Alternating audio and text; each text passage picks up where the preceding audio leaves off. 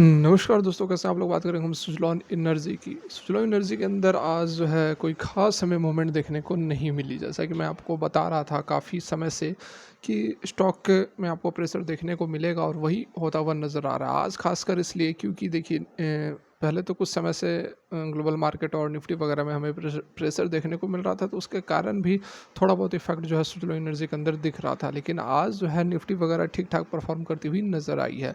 0.60% की तेज़ी रही है निफ्टी बैंक निफ्टी, मतलब कि ठीक ठाक सेंटिमेंट्स जो हैं वह सुधरते हुए नज़र आए हैं। उसके बावजूद सुज़लॉन एनर्जी के अंदर हमें कोई ख़ासा मूवमेंट देखने को नहीं मिला। मामूली सी आधे फीसदी की जो है तेज़ी, आप कह सकते हैं कि फ्लैट सा पूरे दिन यह ट्रेड करता रहा। इंट्राडे की यदि हम बात करें तो यहाँ पर आप देख सकते हैं कि कोई भी ख़ासा मूवमेंट नहीं रहा। थोड़ी सी यहाँ पर तेज़ी आई, फिर वो प्रॉफिट बुकिंग होकर बराबर हो गई।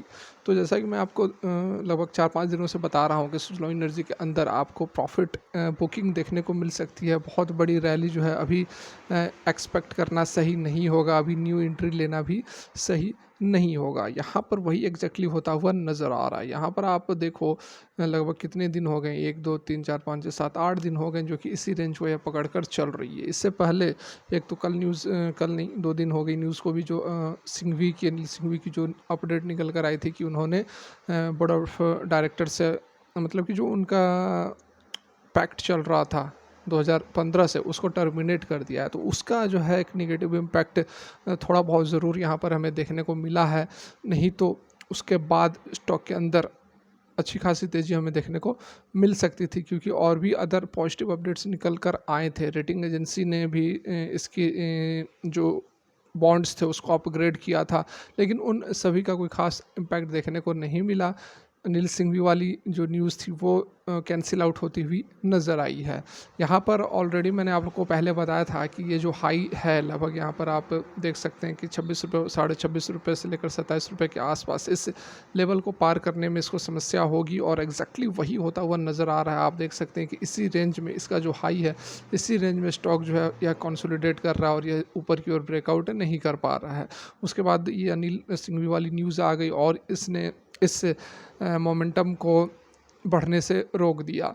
तो डेफ़िनेटली कोई इसमें दिक्कत वाली बात नहीं है, क्योंकि यदि एक चीज़ यह भी अच्छी है कि बहुत बड़ी मतलब इम्पैक्ट नहीं हुआ है। बहुत जो अनिल सिंघवी ने टर्मिनेट किया अपने बॉन्ड्स को, अपने मतलब जो पैक्ट जो उन्होंने किया था 2015 में, उसका बहुत ज़्यादा नेगेटिव इम्पैक्ट यहाँ पर देखने को नहीं मिला है। नहीं तो यदि ज़्यादा यदि इम्पैक्ट पड़ता तो स्टॉक में हमें गिरावट भी हो सकती थी, यहाँ पर करेक्शन भी हो सकता था। स्टॉक जो है वह अपने 22 रुपये तक, इस लेवल तक भी जा सकता था, लेकिन उस तरह का कुछ यहाँ देखने को नहीं मिला है। थोड़ा सा यहाँ पर कोशिश स्टॉक ज़रूर कर रहा है। ये थोड़ा सा मैं आपको ये करके दिखाऊं। देखिए ज़रूर यहाँ पर कोशिश हो रही है ऊपर की ओर जाने की। देखो कल के डेट में भी इसने हाई लगाया था लगभग लगभग 26 साढ़े 26 रुपये के आसपास, लेकिन फिर से जो बियर्स थे वो प्राइस को नीचे लेकर आ गया। आज भी थोड़ी सी ऊपर की ओर मूवमेंट की थी, लेकिन जो है वह बुल्स, सॉरी, बियर्स एक्टिव हो गए और प्राइस को नीचे लेकर आए। लेकिन उन सब के बावजूद जो प्राइस है वह नीचे, क्लोजिंग मतलब नीचे नहीं हो रही है। ठीक है, फाइनली जो है स्टॉक का प्राइस जो है वह उसी रेंज में रह रहा है जिस रेंज में ओपन हो रहा है, जो चीज़ हमें यहाँ पर नज़र आ रही है, दिख भी रही है प्राइस एक्शन में भी। तो ये चीज़ अच्छी है कि बहुत ज़्यादा निगेटिव इम्पैक्ट उनके रेजिग्नेशन का, उनके टर्मिनेशन का, एग्रीमेंट जो टर्मिनेट किया है उसका बहुत ज़्यादा निगेटिव इम्पैक्ट हमें देखने को नहीं मिला है। और अब ये संभलता हुआ भी नज़र आ रहा है, स्टॉक जो है वह संभलता हुआ नज़र आ रहा है। तो बहुत ही जल्द हमें फिर से सुज़लॉन एनर्जी के अंदर अपर सर्किट लगता हुआ नज़र आ सकता है, क्योंकि यदि तेज़ी आएगी तो 5% की छोटी सी यहाँ पर सर्किट है, तो वह अपर सर्किट में ही कन्वर्ट होगी। तो तेज़ी बहुत ही जल्द आ सकती है। यहाँ पर कोई, यहाँ पर वैसी बहुत बड़ी चिंता वाली बात नहीं है।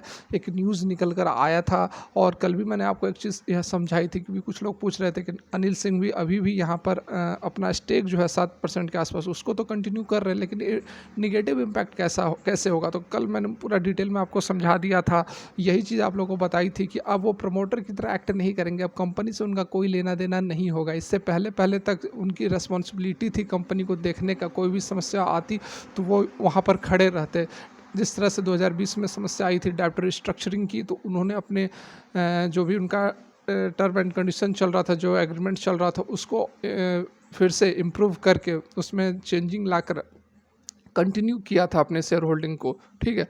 और अभी तक वो मतलब 26 तारीख तक कंटिन्यू था। अब वो बाहर हो गए हैं, तो उनका जो एक चेयरमैन था, उनके ग्रुप का जो चेयरमैन था, उन्होंने भी रिज़ाइन दे दिया है। तो अब उनका कोई मोरल रिस्पॉन्सिबिलिटी नहीं बनता है सुज़लोन एनर्जी के प्रति। हालाँकि इन्वेस्टर तो अभी भी रहेंगे, वो 7 से 8% के आसपास की शेयर होल्डिंग अभी भी है, और उन्होंने स्टेटमेंट भी दिया है कि हम काफ़ी ऑप्टिमिस्टिक है सुज़लोन एनर्जी को लेकर।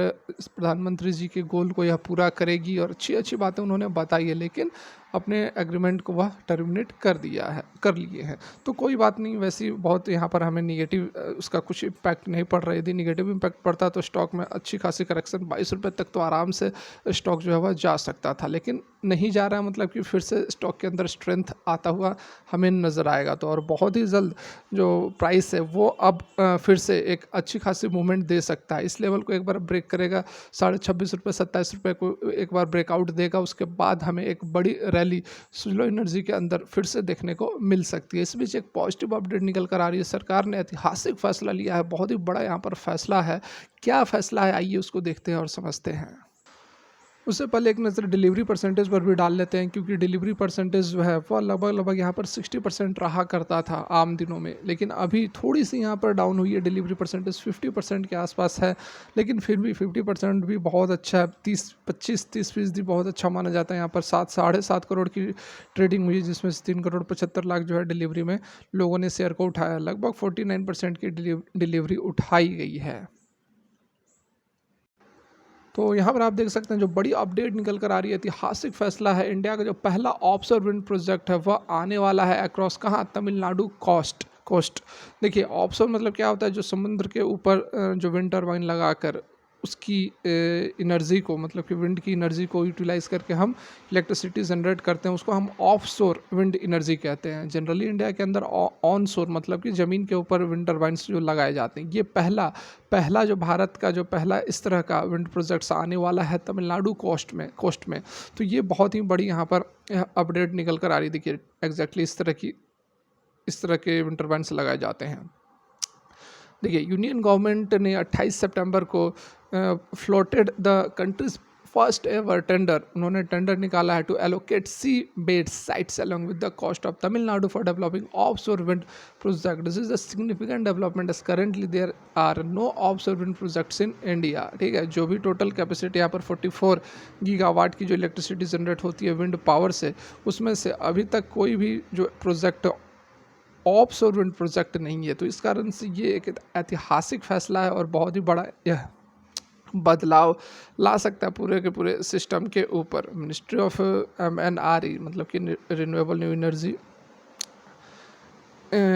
एनर्जी जो है मिनिस्ट्री, उनका यहाँ पर कहना है कि उन्होंने एलोकेट किया है सी बेड्स थ्रू ऑक्शन के थ्रू जो है एलोकेट होंगे, and will waive off inter state transmission system charges for developers और generators who commissions their offshore wind projects on और बिफोर 31 दिसंबर 2032। ठीक है, तो यहाँ पर कोई भी चार्जेस नहीं लगेंगे। जो इंटर स्टेट के चार्जेस लगते थे 31 दिसंबर 2032 से पहले जो भी अपने प्रोजेक्ट्स को कमीशन करेंगे। तो बहुत ही बड़ा यहाँ पर फैसला है, और डेफिनेटली सुज़लोन एनर्जी तो वन ऑफ द लीडर है, 33% के आसपास मार्केट शेयर है, तो वो कहाँ पीछे रहने वाली है। तो डेफिनेटली इस तरह की खबरों से सुज़लोन एनर्जी को भी बहुत बड़ा इम्पैक्ट पड़ेगा, बहुत बड़ा यहाँ पर हमें असर देखने को मिलेगा। लेकिन ऐसी बात आप एक्सपेक्ट ना करें कि कल यहाँ पर हमें अपर सर्किट देखने को मिल जाएगी, क्योंकि ये लॉन्ग प्रोसेस है। ठीक है, ये अभी ऑक्शन निकलेगा, फिर बिडिंग होगी, फिर सारा कुछ होगा, फिर सेटअप होगा, तो समय लगेगा। लेकिन डेफिनेटली आने वाले समय में अच्छा खासा हमें सुज़लोन एनर्जी, और तेज़ी की बात है तो बहुत ही जल्द विद इन अ वीक फिर से स्टॉक के अंदर में ज़बरदस्त तेज़ी देखने को मिल सकती है। तो फिलहाल की वीडियो यहीं तक चली हो, लाइक करते हैं। Thanks for watching, have a good day.